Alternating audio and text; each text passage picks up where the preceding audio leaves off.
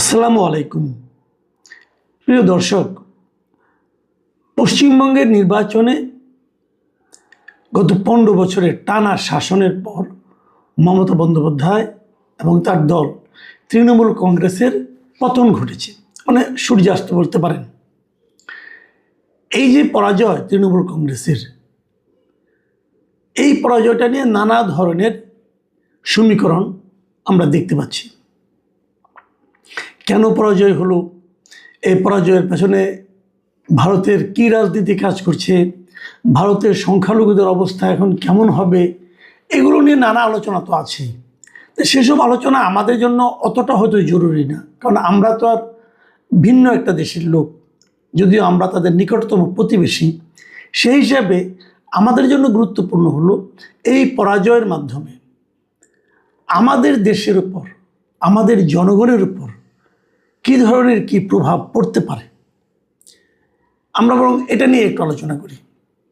দেখুন, পশ্চিমবঙ্গে মমতা বন্দ্যোপাধ্যায়ের পরাজয়ের পর এখন সেখানে রাজ্য সরকার হিসেবে দায়িত্বে আসবে বিজেপি, মানে এটা বিজেপির সরকার পশ্চিমবঙ্গে প্রতিষ্ঠিত হবে।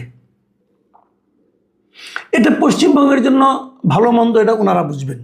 তবে একটা জিনিস আমি যতটুকু বুঝি, যে পশ্চিমবঙ্গে দীর্ঘদিন, মানে ধরেন এই তৃণমূলের 15 বছর, তার আগে বামফ্রন্ট ছিল তাদের 34 বছর, এই ধরনের সব মিলিয়ে প্রায় 49-50 বছর ধরে তৃণমূলের সবসময় এমন একটা সরকার থেকেছে যেটা নাকি ভারতের কেন্দ্রে যে সরকার ছিল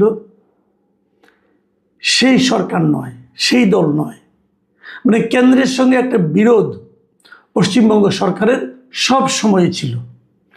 অনেক বছর পরে, প্রায় অর্ধ শতাব্দী পরে এই প্রথম কেন্দ্রে যে সরকার, পশ্চিমবঙ্গেও সেই সরকার। এটা পশ্চিমবঙ্গের মানুষের জন্য একদিক দিয়ে ভালোও হতে পারে, হয়তো উন্নতি, রাজ্য সরকারগুলি তো কেন্দ্র থেকে কিছু বরাদ্দ পায়, সেই বরাদ্দ বাড়তি পরিমাণ, এগুলো অনেক কিছু হতে পারে, আবার নাও হতে পারে। সে আলোচনায় আমরা আসলে দীর্ঘমেয়াদী আলোচনায় যাব না। পরবর্তীতে কি হবে না হবে এটা ওনারা বুঝবেন ভালো। আমাদের দেখার ব্যাপারটা হলো, আমরা সরাসরি একটা লাভের ব্যাপার আমি মনে মনে আশা করি যে আমাদের একটা সুবিধা হবে। সুবিধা মানে আমি একটা সুবিধার সম্ভাবনা দেখি। সেই সম্ভাবনাটা হলো যে ভারতের সঙ্গে দীর্ঘদিন ধরে আমাদের একটা চুক্তি নিয়ে বেশ টানাপোড়েন চলছে। সেটা হচ্ছে তিস্তা চুক্তি, মানে তিস্তার পানি বন্টন চুক্তি।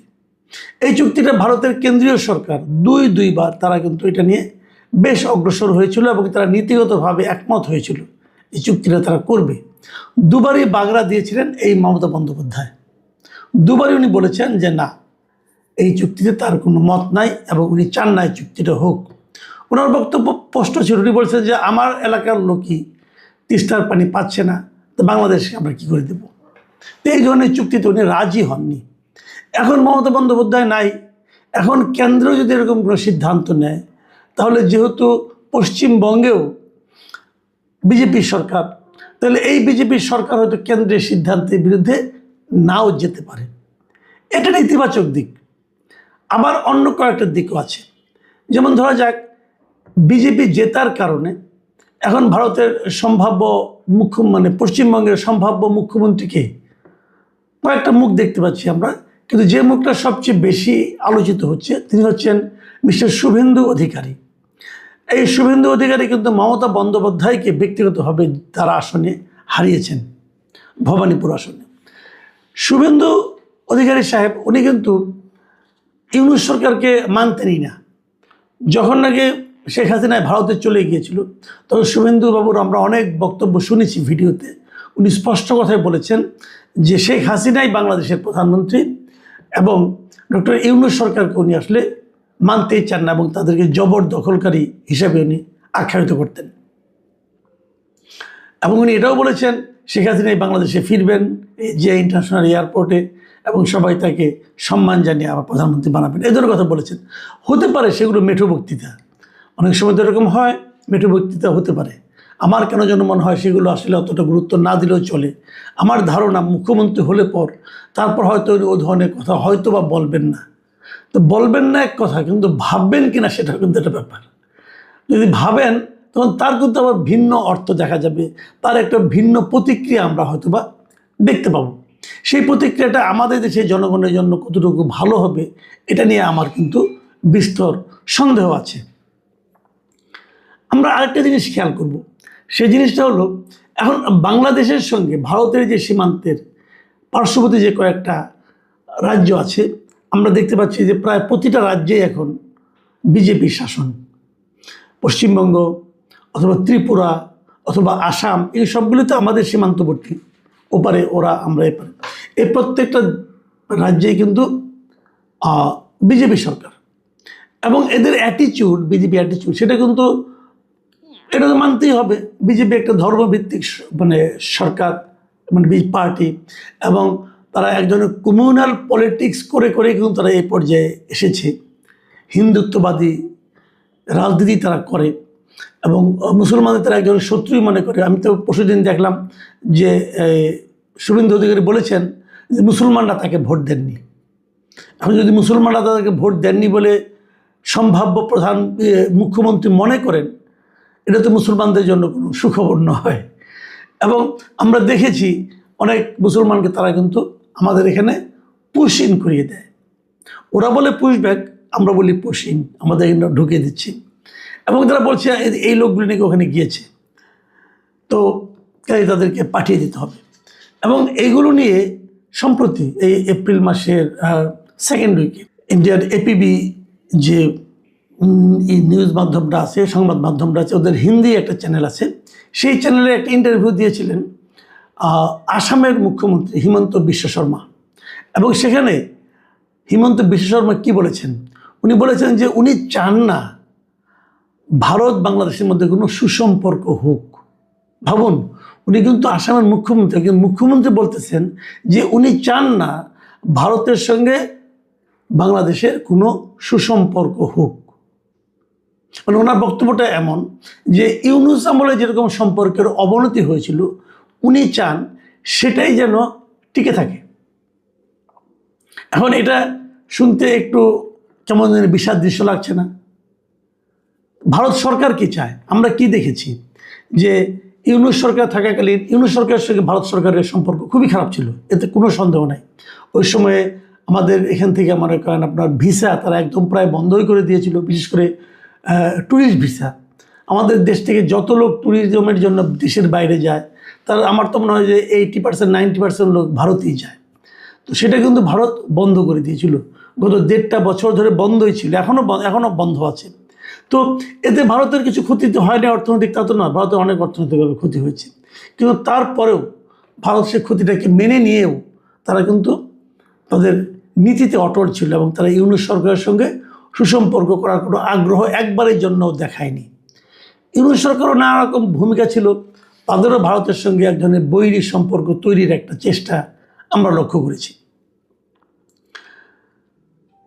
বর্তমান বিএনপি সরকার দায়িত্বে আসার পর আপনারা লক্ষ্য করেছেন যে বিএনপির যিনি পররাষ্ট্রমন্ত্রী, তিনি প্রথম যে দেশে আপনার অফিসিয়াল ভিজিটে গিয়েছেন সেটা কিন্তু ভারত।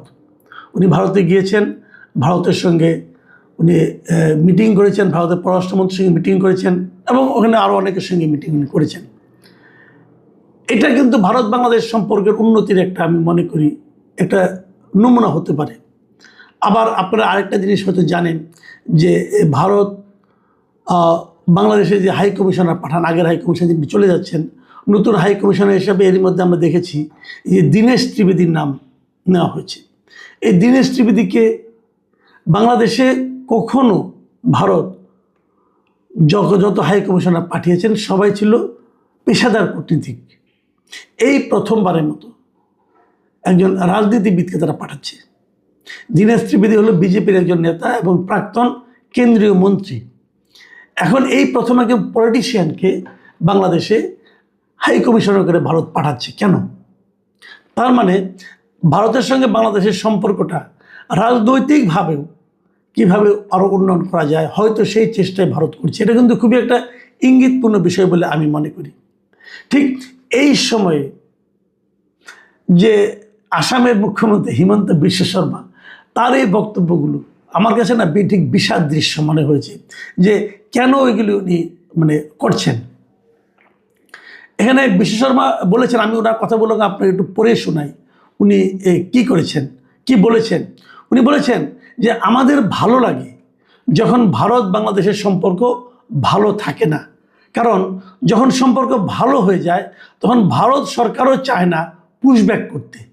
তাই আসামের মানুষের ভালো লাগে যখন ভারত আর বাংলাদেশের মধ্যে একটা বৈরী সম্পর্ক থাকে। ভারত ও বাংলাদেশের যখন মৈত্রী হয়ে যায়, বিএসএফ আর বিডিআর যখন করমর্দন করতে শুরু করে, তখন তা আসামের জন্য বিপজ্জনক হয়ে যায়। এবং উনি কীভাবে এদেরকে বাংলাদেশে পাঠানো হয় তারও একটা নমুনা উনি দিয়েছেন। যে উনি ওনার কথা থেকে আমি পড়ে শোনাই। উনি বলেছেন বিএসএফ কি করে, কখনো 20, 30 বা 40 দিন, কখনো 10 দিন মতো নিজেদের কাছে রেখে দেয়, মানে ওই যাদেরকে পুশব্যাক করবে আর কি, রেখে দেয়। যখন বিডিআর থাকে না সেখান দিয়ে ধাক্কা মেরে পাঠিয়ে দেয়। মানে উনি নিজেই বলছেন যে কিভাবে আমাদের এখানে তারা পুশিং করিয়ে দিচ্ছে। এখন উনি বলছেন যে আমি তো সকালে সব সময় ঈশ্বরের কাছে প্রার্থনা করি যে পরিস্থিতি ইউনূসের সময় ছিল সেটাই যেন থাকে, সম্পর্কের উন্নতি যেন না হয়। ভাবুন, এই ধরনের কথা যখন উনি বলছিলেন তখন ওই এপিপির যিনি সাংবাদিক ছিলেন তিনি তাকে প্রশ্ন করেছেন যে এই যে কথাগুলো আপনি বলছেন এটা তো ভারত বিরোধী কথা হয়ে যাচ্ছে। তখন উনি কী বলেছেন সেই জবাব প্রশ্ন উনি বলেছেন যে আপনি প্রশ্ন করেছেন, আমি বলেছি আমার মনের কথা। আমি তো সকালে সবসময় ঈশ্বরের কাছে প্রার্থনা করি যে পরিস্থিতি ইউনূসের সময় ছিল সেটাই যেন থাকে, সম্পর্কে যেন উন্নতি না হয়। এবং তারপর উনি বলছেন কেন এটা বলছেন, উনি বলছেন যদি আইনি পথে আমরা ফেরত পাঠাতে চাই তাহলে পুরো বিষয়টা স্বরাষ্ট্র মন্ত্রণালয়কে জানাতে হবে। তারা বাংলাদেশে